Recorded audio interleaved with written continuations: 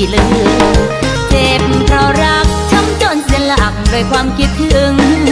หวานเคยซึ้งแล้วมาวันหนึ่งต้องมาเศร้าซึมอดีตกลีดใจไม่ลืมอดีตกลีดใจไม่ลืมน้องคงถูกยืมมาเพื่อความร้าวราน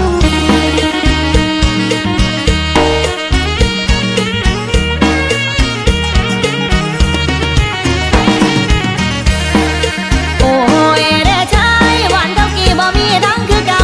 หวานเท่ากี่บ่มีทั้งคือเก่าน้องก็ยังหักเจ้าเป็นความสั่งยำนี้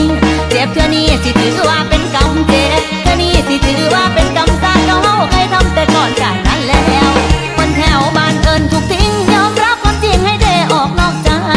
เสียหลักแต่ยังรักมากมากให้เสียหลักแต่ยังรักมากมากให้ไม่เคยหล่นหายไปจากใจน้องเลยไอ้เอ๋ยความเจ็บคราวนี้สอบหาวิธีบ่ช่วยลบได้เลยไม่รู้ถ้าหากใครไม่เค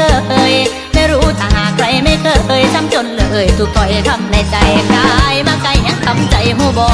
กายมาไกลยังทำใจหูบ่เจ็บมาเจอจอแต่นออายในเด้งมันบ่เทดอกคำ